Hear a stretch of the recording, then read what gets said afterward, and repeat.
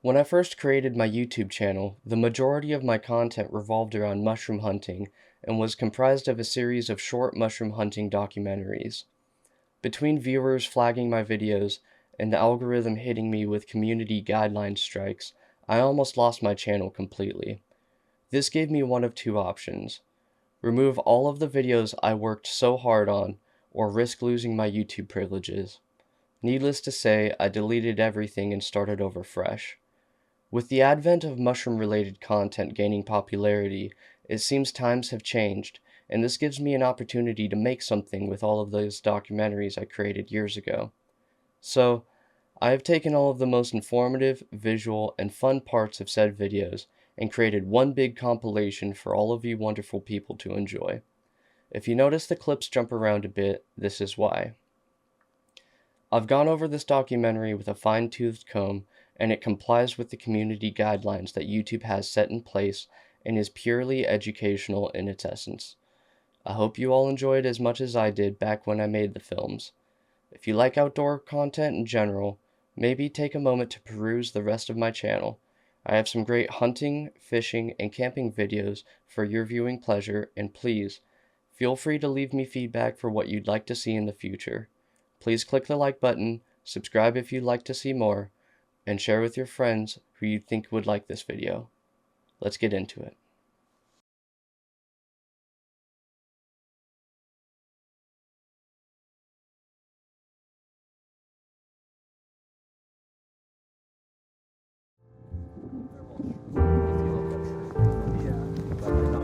Right. He's the one who taught me how to hunt, and I don't know. It seems like as things get more popular, people get more desperate, and they get out earlier and earlier, and things get ravaged pretty good. They definitely get stomped around. The mushrooms will grow, right under, pretty good, but it's tough when the whole first flush doesn't even get to produce spores.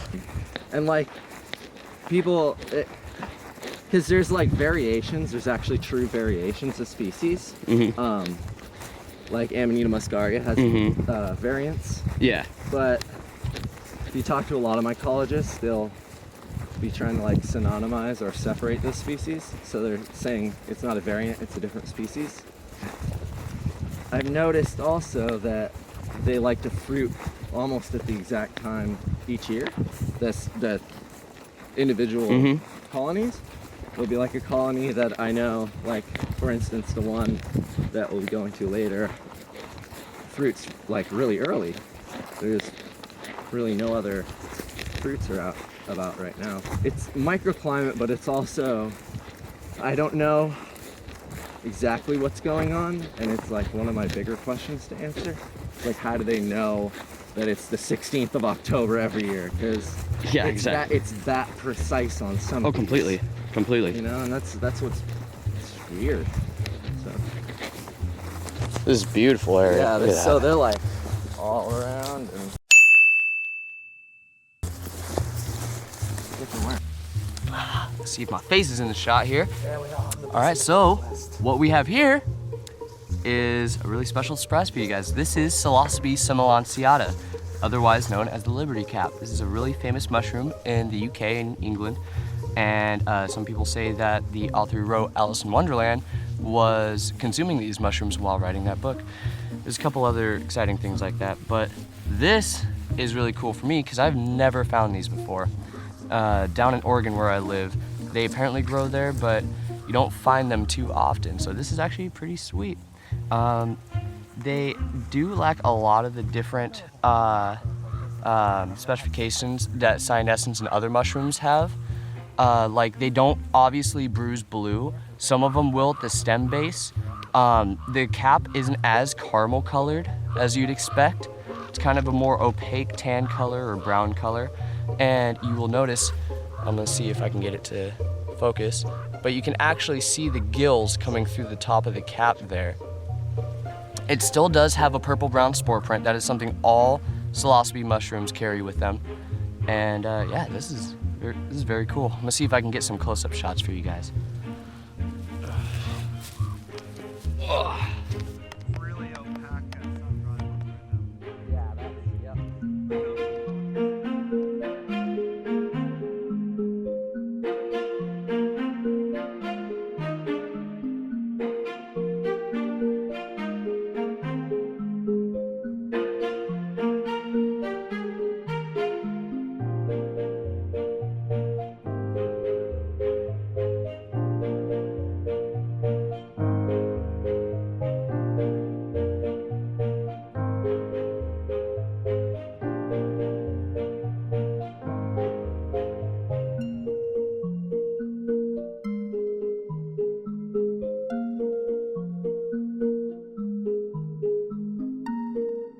Penaleus what? Acuminatus. Acuminatus? Yep, Penaleus acuminatus. Does it usually collect moisture at the base like that?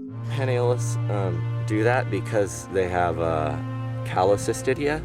So that's so you see the like, it's called Prinios stipe. It's like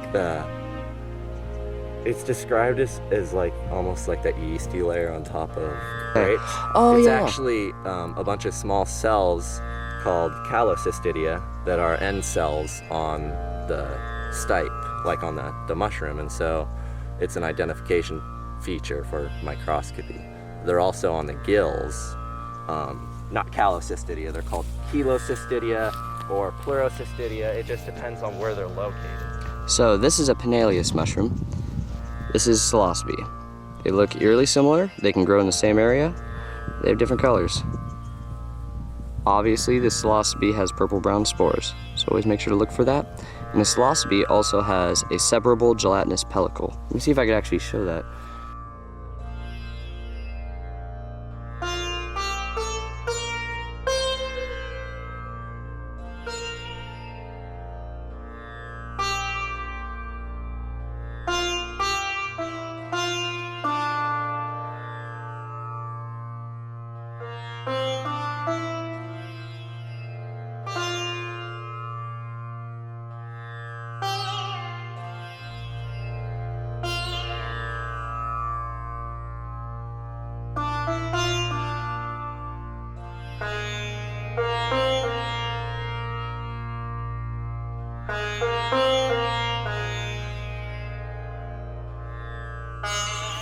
So what are we looking for next? Well, I was thinking of taking you guys out to that super thrashed spot so we can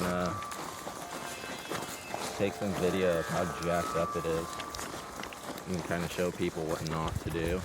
Funny because like the day before yesterday I was here with the guy, and my neighbor, and just checking things out, took a few pictures, and things didn't look too thrashed, and then I came here yesterday and it was just absolutely torn apart, and it was surprising how much it happened overnight, you know?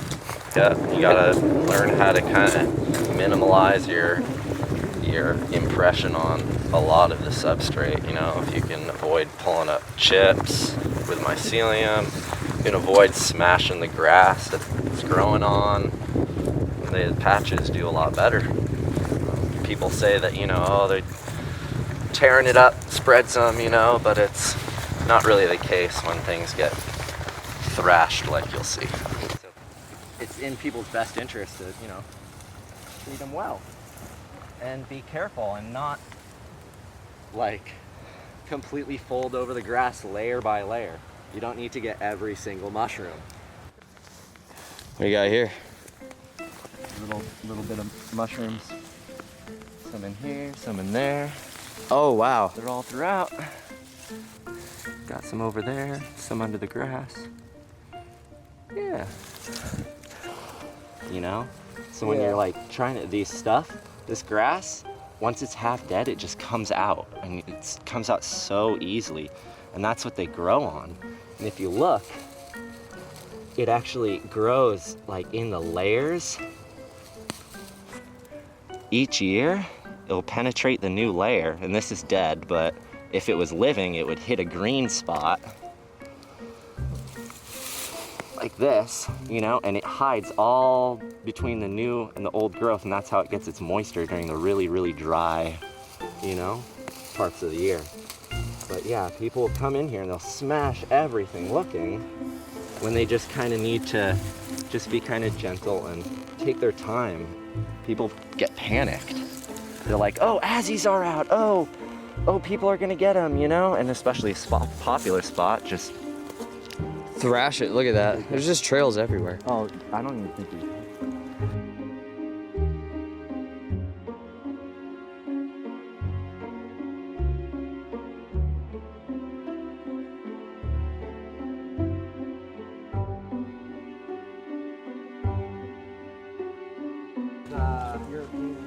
I met. Oh, hey, guys. What? Here's some science. No way. be difficult. They're right here. Yeah, I see. Look at that. See how wavy the buttons are? Oh yeah, look at that. They're all over my feet too. Look at that. Yeah, like they're. Yeah. Hold on, pull that back so I can get some light. Yeah. Look at that. Yeah, look at that. Yeah. You can tell because they tend to make like the square kind of four. They have like four ridges. They almost make a pyramid. And then as they start to get bigger, the pyramid just turns to wavy all over. Oh, here you go. It's a couple of. You see, they just like to hide under, but people will just grab all this grass, you know? You just gotta be gentle. They're just right there.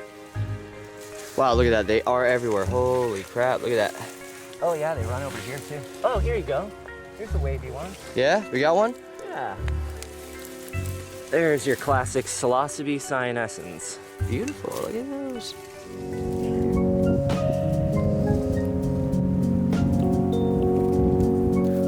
So this is a perfect size king bolete right here.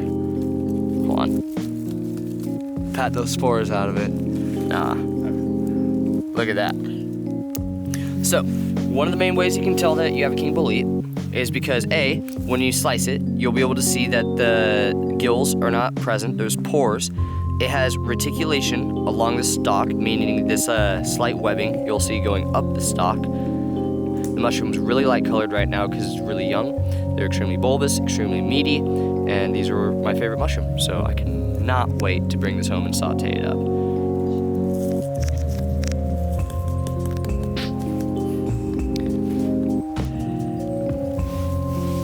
Woohoo! I think by volume, I just picked the biggest one, or found the biggest.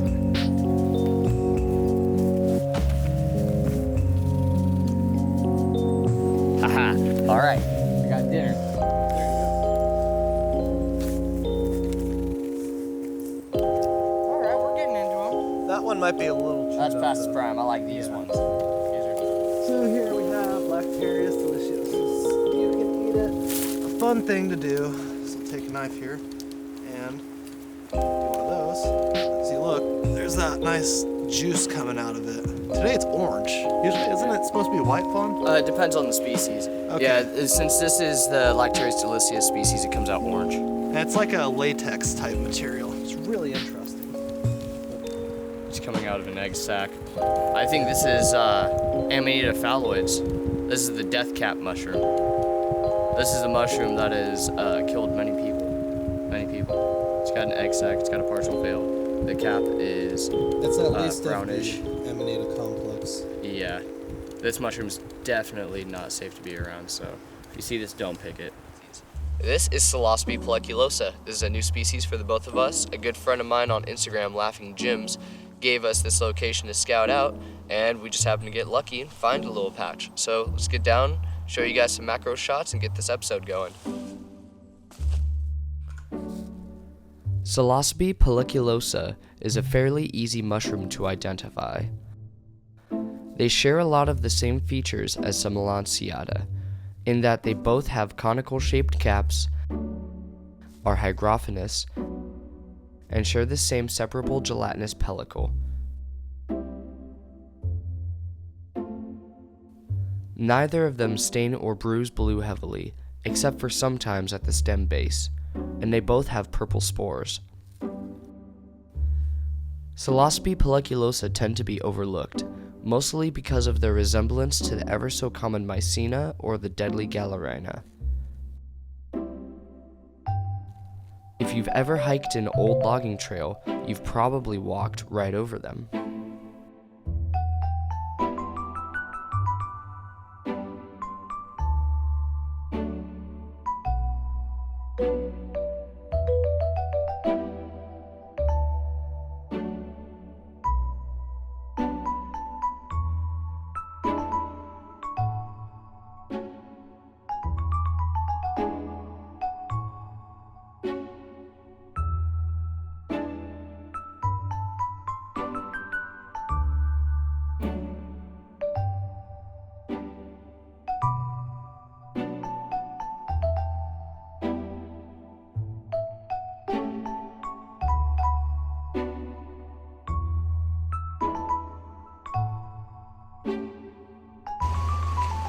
And that right there is what I was talking about when I said sometimes they will turn blue at the base. You can see a little aborted mushroom at the base of this pelliculosa.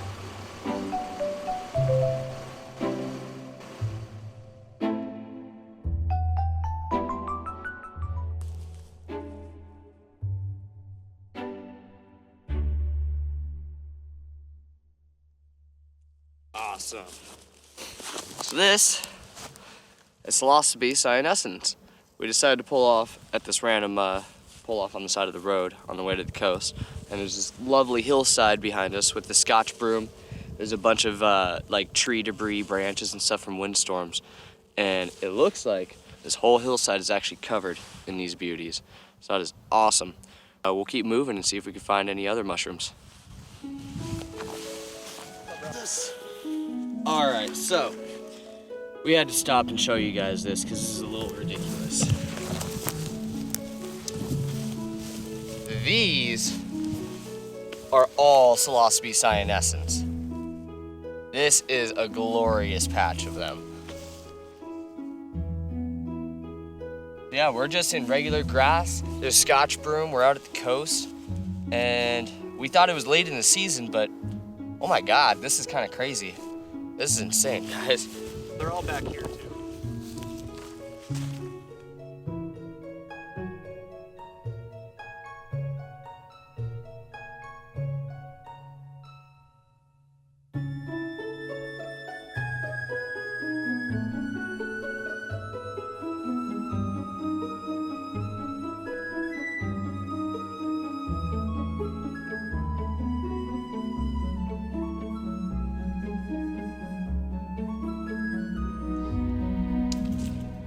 Hey, so these are pretty cool. This is a part of the Lactarius family. I've covered one of the members of this family before, Lactarius deliceus. This is known as the candy cap. It's a little bit more burnt orange color than the Lactarius deliceus, and one of the huge differences between the two is the latex that comes out of it comes out white instead of bright orange. Let me see if I could show you that.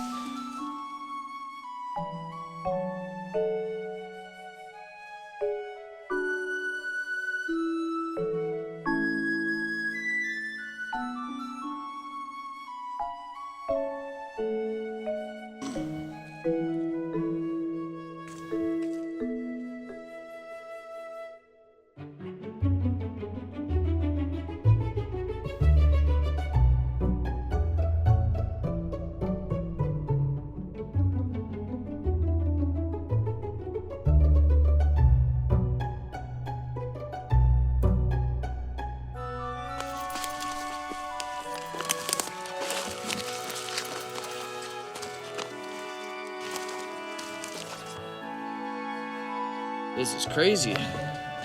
Looks like people clean the place out.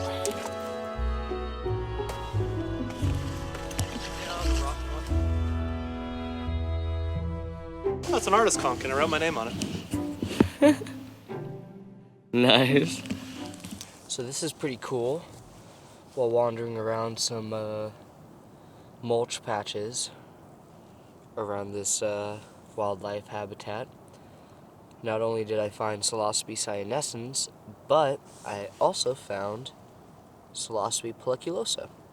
Let me see if I can pull this back. Got another one hiding down there. I've covered this in a couple of my videos now. And just like you find in the Wikipedia description, I'm looking at mulch piles on the side of an old logging road, and they just so happen to be popping up. I do notice that they are growing out of grass. They do tend to like grass from what I've seen, and they're very, very dainty. Very dainty. These are tiny, and they tend to look a lot like liberty caps. They look a lot like Psilocybe simolantiata. They have an acute umbo, conical shaped cap. They have striations that you can see through the cap, a separable gelatinous pellicle, and they don't bruise blue heavily, except for sometimes at the stem base. But yeah, this is always super cool to find, and I can't believe that I found 2 species in the same area. So let's keep looking around and see if we can find more. There we go. This is important for you guys to see. This is Cytitis scoparius, otherwise known as Scotch broom. This is what I'm always talking about when I'm saying I'm around Scotch broom and Ammophila grass. Very strange plant. It's a Fabaceae, and if I'm right, it's actually invasive. It's not supposed to be here. It's not supposed to be part of this area. It's not a part of the natural ecosystem. This hill is covered in it. Alright, so I'm not sure if you guys can see that. Yeah, you can see it right there. There's a mushroom hiding from us. I believe that this is Psilocybe lenii. Oh, there's a couple here.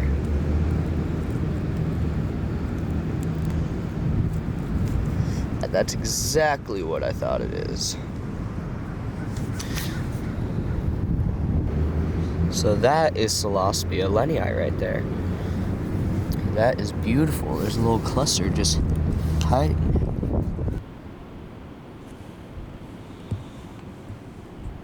That is way cool.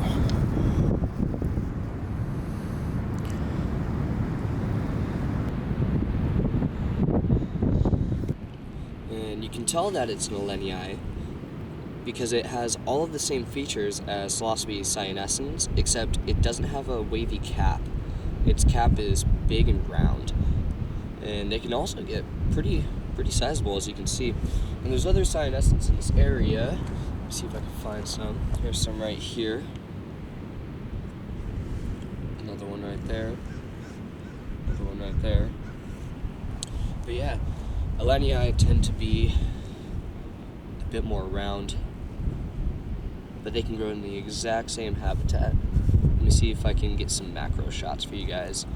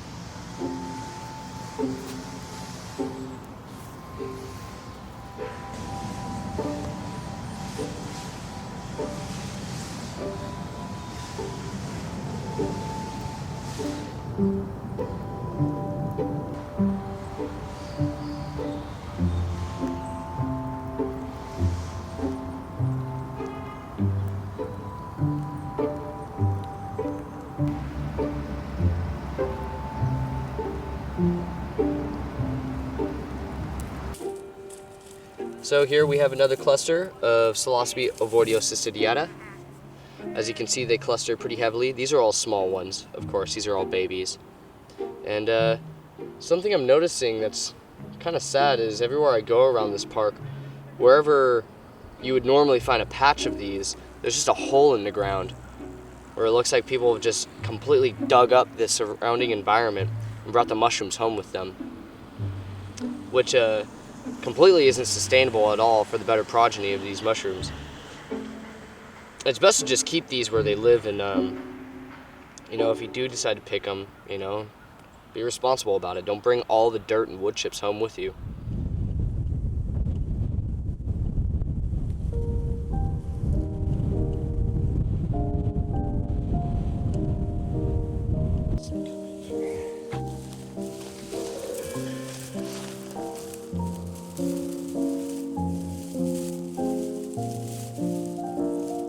look on camera. Can you see the cluster good? Yeah. Looks a little. Oh, it's just the screen. It's just because of the screen.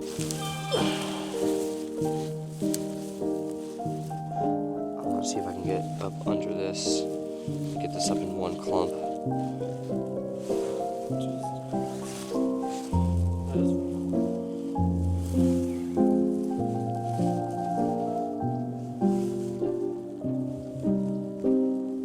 Oh, I only got part of it. Oh well.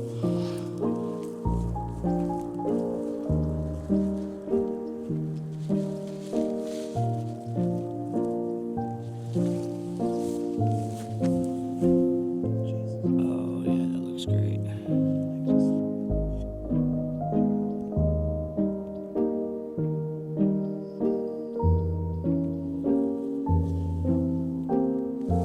So this is a pretty cool experience here. We are walking through a bunch of old debris from a logging road. It looks like there's a bunch of pine, a bunch of lodgepole pine, there's a bunch of different kinds of cedar. It looks just kind of like a dump on the side of the road from a landscaping project. And it's since grown over with baby Douglas fir, a lot of blackberry. It looks like there's Himalayan blackberry, evergreen cutleaf, and also Psilocybe allenii. We're walking around, and Mike looked down and found an oddly shaped round cap, and of course we come across a wild patch of allenii. Now this is not planted, this is actually growing naturally off of the roots of the grass and onto the fibrous material of the wood, so this is actually a very cool occurrence to find. It's not often in Oregon that you find Psilocybe allenii, so if you do find them, do your best to catalog them and take very nice pictures.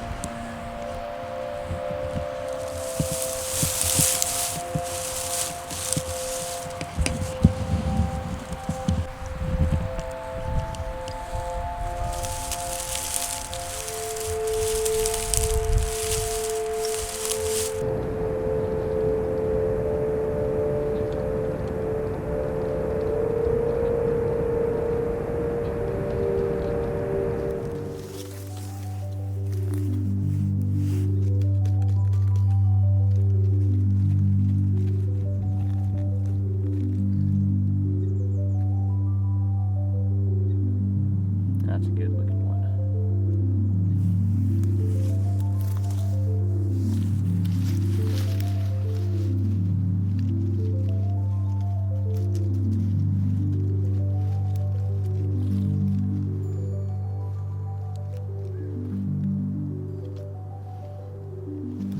Oh, there's another one right here.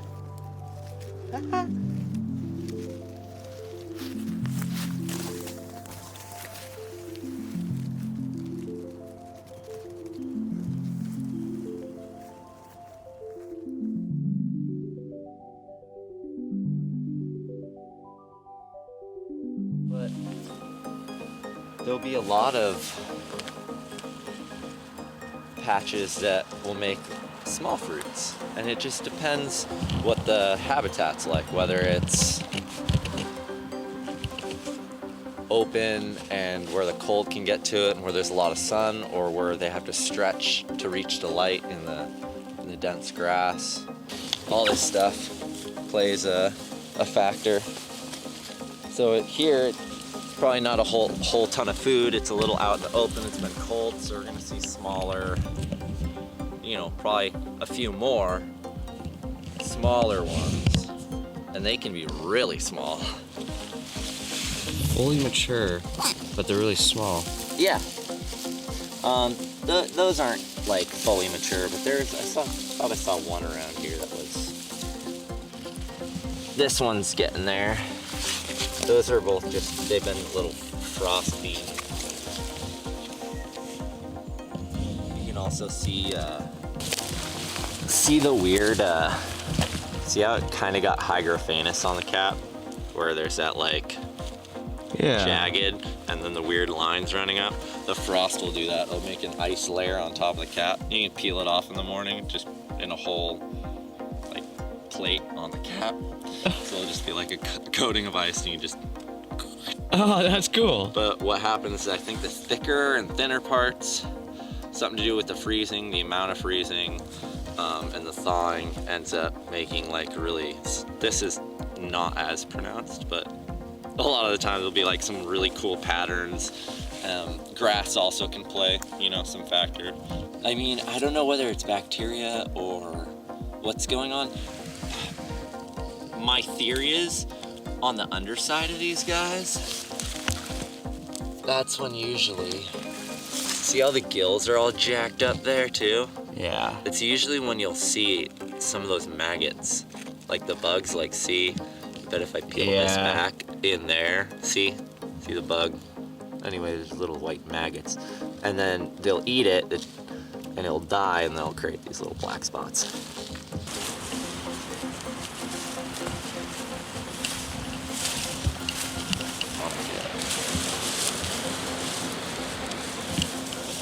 Yeah, here you go. See how it says frayed? Yeah, I see that. So that's from the mycelial growth? So the mycelium grows inside, you know, up the grass roots, and then the bugs come in and then eat away at where it's colonized. So it ends up just kind of like chopping to the core and eventually making the grass really weak and dying. But the grass has multiple shoots, so it's not killing the grass, it's just kind of topping the grass. Yeah, there's an example. So this one just pulled right out, and it's pretty much gotten like, see, fully eaten away. And then that's like kind of what I talk about, why just the perfect kind of chomp away. And that's not that's not what broke off. That's what I just snapped it, you know? But it's just kind of like chopped right there. It was just, wow. Yeah, so they come in and they'll eat them.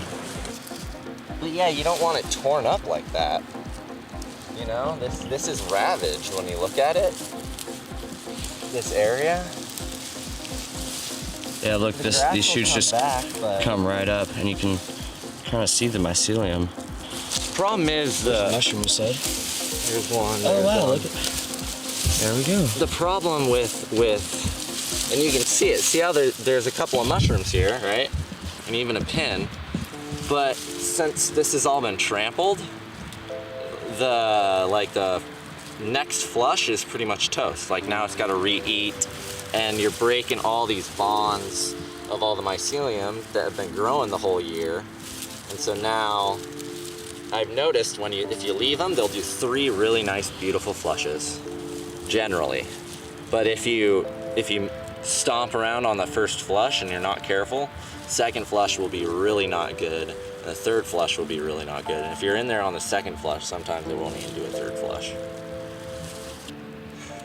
I think these are Azzies, but I haven't seen enough of them to say for certain. They kind of, the pins still say Azzie to me. There's no box. They're slightly umbinate. Yeah, but they get that way. Yeah, you especially have a point. That was a grass blade. And the question is, Like right here? yeah, Yeah. the undulation right there. it Yeah, was like exactly. It's hard to tell yet. So, but you look at the pins, this would tell you up here. You know, if you're further south, it could be a Lenii, but out here we don't get that on the beach. Yeah, but like this pin, not boxy, even though it's small, it could like, still theoretically could be a cyan. It's this one under here that's kind of a little too azzy-like. And that's Yeah, like that looks like an azzy. I like the, look at the veil. Oh yeah, huh? It's still young, it's aborting. So it's giving up, but the whole bottom is like squishy. That's cool. Yeah, look. So it got pretty ravaged. And sometimes, whether it's people or like it gets disturbed from like brush cutting or, you know, different construction projects, whatever's going on, sometimes there'll be like loose mycelium stuff that's gotten pulled up or whatever. And instead of people digging up patches and all that, it is possible to take just a little bit of the grass and stick it in wherever else, and they theoretically can grow. So there's really no need to be absolutely destroying habitat like this. No, and certainly not digging up the grass or raking the grass or anything like super crazy. But yeah, you just want to be careful. Things have been getting thrashed. Yeah, apparently, look at this. I mean, look at this. Trails everywhere. They're just ripping all the grass up.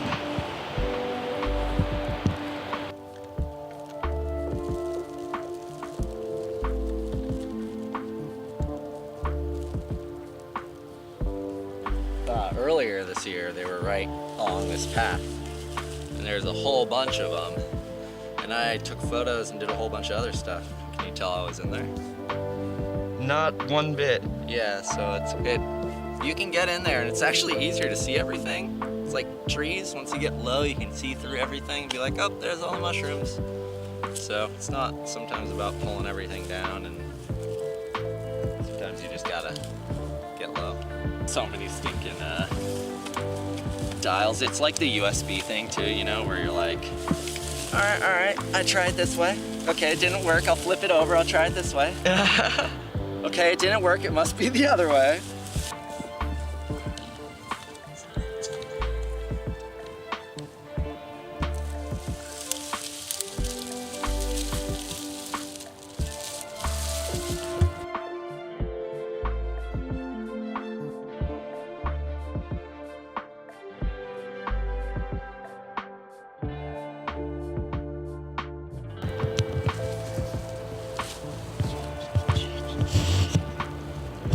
Ready?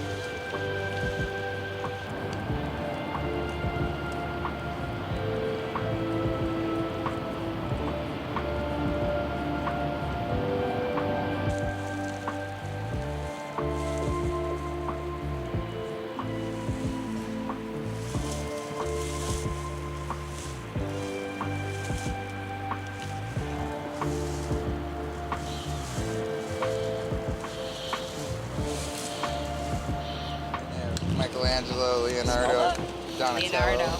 Smells like Monty. Smells like Yeah, Monty. right. That smells like Monty. You smell Matsutakis? Yeah. Yeah. Oh, here's another one right here. There's a perfect one in the ground still. You want to take photos of it before it gets like picked and whatnot? And these taste good? Oh, these are delicious. They're so good. Maybe not. That one might be a little. Well, yeah, but That one. That's the one. oh my god, I can't get But like, so how can you tell the difference between the whole like Amanita butt and? Oh, it's just experience, but the brown here is the main giveaway. How an Amanita button looks very similar. But it's it's like all- cut off. ew, it's a like button all, like- itself. It doesn't have. It's not like Can I round. feel that one? Yeah, for sure. And then they're stupid firm. They Yeah. are. I was gonna say, actually, the stem on this the one's probably one- still getting meat. Whoa, that's not a Matzi, right? Huh. Oh, I saw this big fucker. Oh, Oh, actually, that is. actually. Look at that. He just found a Mossy. That's Look at that. funny. Dude. Is that your first Mossy find? Yeah. That's so funny, dude. That's a perfect one, too. Oh, God, That's like so pristine. That's a happy camper right there. Oh. Why is that people shouldn't come here? People should come to the park to enjoy the park. People should not come here to pick mushrooms, like edible or hallucinogenic. This park specifically is known for rangers being very open about no mushroom hunting. They know exactly what's going on. I've personally been stopped and almost searched. They wait by your car. They honestly sometimes will have the binoculars out and stuff, but like they don't want you picking here, and that's what they're doing, like hard. And there's no mushroom picking signs. You can come here. If you see some, that's cool. You can observe them. Take pictures. Take pictures. I mean, you're identifying them, so now you know what they look like. But as far as picking them here, like, it blew my mind the last couple of times I came here. That's what I'm saying. It's just like, ooh, wow. Wow. That was No really pretty. way. Yeah, right. No Get down in there way. and look under that one. Like, goodness. Dude, someone put something up for scale. Here's a fucking coffee cup. Oh my god. There's the coffee cup. Bigger than the coffee That's the cup, biggest. for sure. There's a phone. That's the biggest It's address an I've 8. ever seen in my life. Oh, really? Yeah, they'll get pretty big. And that one's not even upturned yet. So Oh they my can get God. bigger.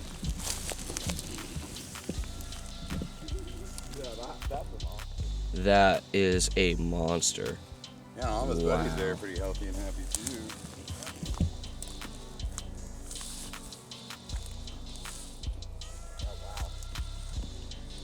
Look at that mycelium right there.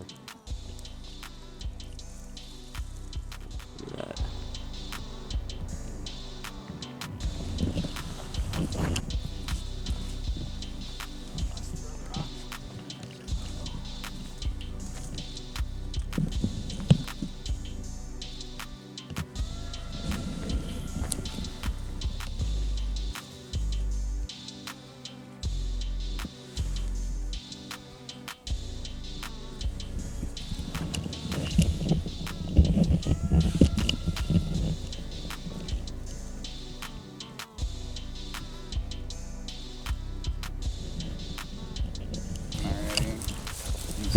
Oh, wow. Yeah, they're growing out of the deer poop. A bunch of little cyans. Just right off the side of the road. Bunch of rotting ones. Yeah, for sure. Just a lot of rotting. Yeah, big old king.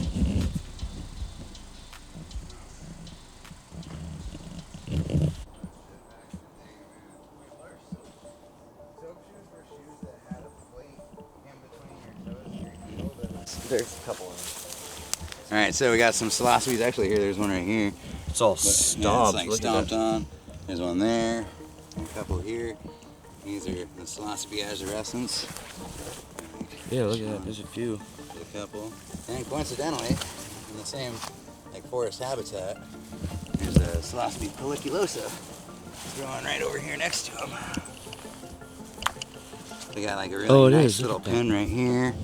And all of these guys here. Wow, that's tiny. You were just asking if we find these, so that's why I was able to use this for my data. Then Alan was telling us what this was the other day. I can't remember. It's some really long name. And it sounded really cool when he said it. Yeah, that was one of those. Oh, and then here, yeah, look, there's more Azzies. Yeah, here's the next one, Jeff. Oh, nice. Oh, yeah, beautiful Azzy right there. Oh, yeah, look at They that. usually, you know, are really Oh yeah, look at all these pellies.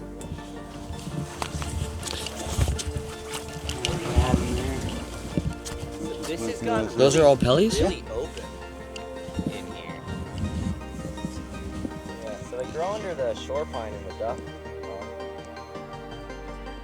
You wanna know something funny? I see these all the time and I always think they're Mycena. Yeah, some of them are, a lot of them are, but later in the year, yeah, they start.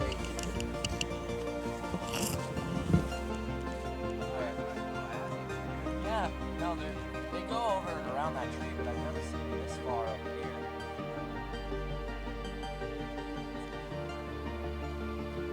You can actually see a little bit of the bluing on the bottom of them. Yeah, if you find one that has a boarded pin on it, it's always most generally blue. And the older that they are, the more of it can be.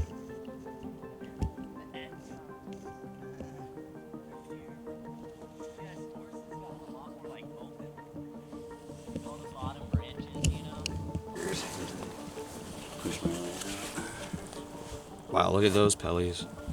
Look at those. They're thick.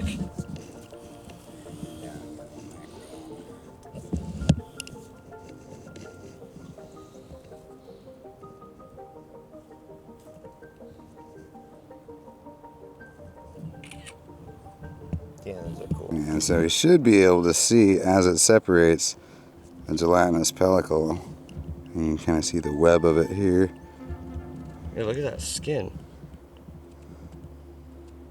And And that's why they're called pelliculosa. Yeah, because of that there, the pellicle.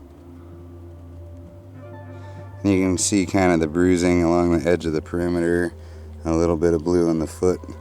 It's not as significant as a lot of the psilocybes, but that pellicle adds up into a really sticky, gooey little booger that you can get on your fingers.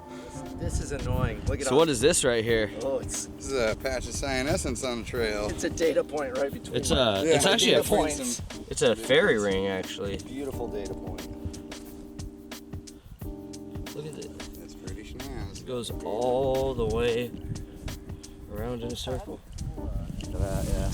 So, after searching for how many miles, how many hours right now, we finally came across a gorgeous cluster of azurescens. You know how big some of these are.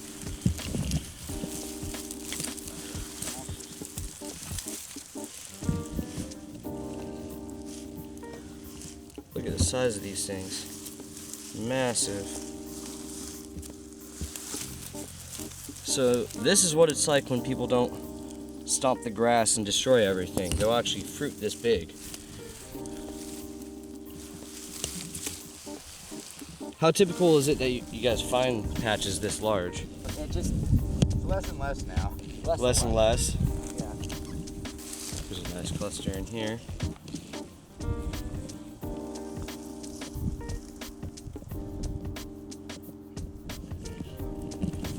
We got right here. Did you guys find something? Oh my god! Yeah, a rather beautiful specimen here. Let's see. Here. Go ahead and pick that thing. Pluck it right out of the ground here. And look, he's got a little friend attached to him. That's like a perfect specimen of azurescens. Raise him up out of the grass. Look at that. That is phenomenal. Yeah, that's a big boy. Look at the obvious blue bruising. Kind of in the nipple. Yeah. The purple of the spores, like on the white stipe. Nice fuzzy feet. Absolute. And what's that fuzzy part called? It's a rhizomorph? Yeah, just rhizomorphs basically. It's more of the mycelium that's just actively moving. And so this is what you find when you leave a patch be and you don't disturb the food source. Yeah, like you end here, up finding here's a super good healthy example specimens. is like something like this. Look at, they're everywhere. Will mature. Look at, they're into literally something like everywhere this. in there. If this is allowed to grow, it will usually grow into something about like this. Granted, this is a nice piece to be able to pick. It's still, if you leave them, they get huge. That's crazy, and they're everywhere in here. Yeah, look at these big boys here. That's amazing. Yeah. Alright, here, hold on. There we go.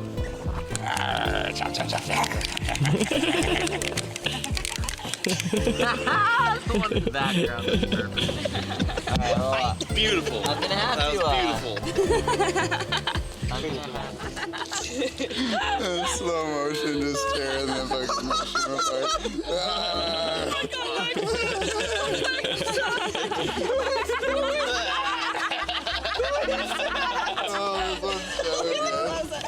What do we call it? Felony prevention? Felony prevention? Sure, we're preventing people from getting in trouble. Yeah, this is like, if you pick here, you're pretty much guaranteed to get in trouble, so. Bro.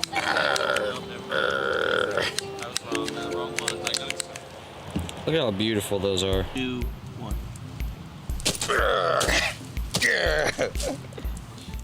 So what's the plan, man? Let's go get breakfast. And then go hunt some mushrooms. I love when you get into Caleb's car, there's just mushroom hunting knives and agates.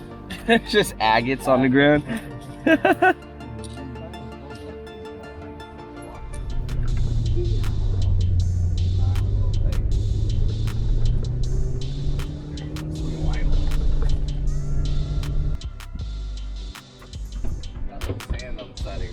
Maybe just a little. Did you see anything while you were over there? I tried checking that one patch, but I didn't see anything on it. Oh.